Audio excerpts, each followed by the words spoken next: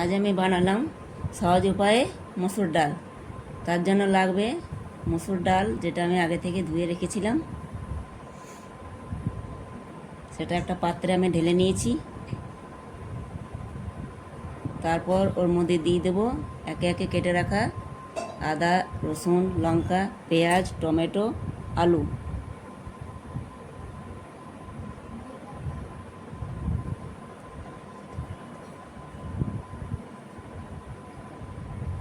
এবার আমি ওর মধ্যে দিয়ে দেব একটু হলুদ ও স্বাদ মতো নুন।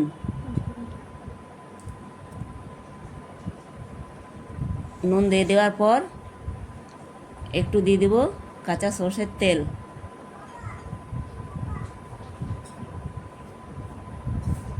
দিয়ে দেওয়ার পর সব একসাথে আমি মিক্স করে হাত দিয়ে মেখে নিয়েছি।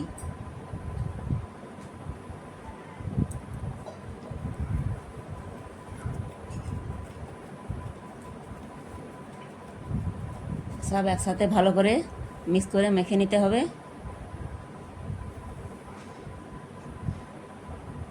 এবার আমি কুকারে পরিমাণ মতো জল দিয়ে গরম করতে বসিয়ে দিয়েছিলাম। এবার সমস্ত জিনিস আমি ওর মধ্যে ঢেলে দিলাম।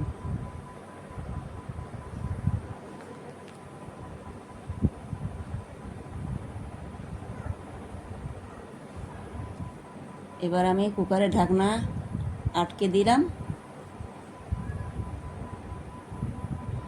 এটা যতক্ষণে সেদ্ধ হচ্ছে আমি ওর ফোড়নটা দিয়ে দেব।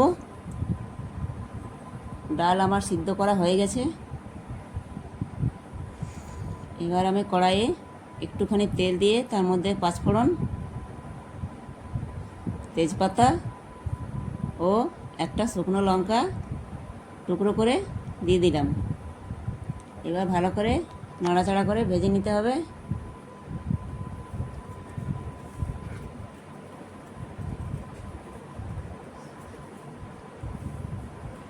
এবার আমি এতে একটু গোটা জিরে দিয়ে দেব।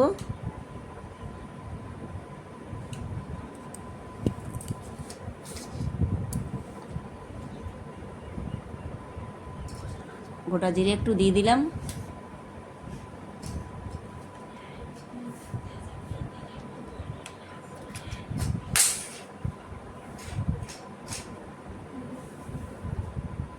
এবার আমি হাতা করে এগুলো সব তুলে ডালের মধ্যে দিয়ে দিলাম।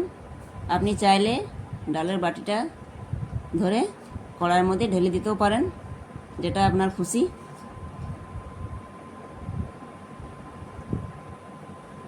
ওপর থেকে আমি এবার একটু ধনেপাতা ছড়িয়ে দেব। আমার মসুর ডাল রেসিপি তৈরি। আপনারা বাড়িতে বানিয়ে খেয়ে দেখবেন।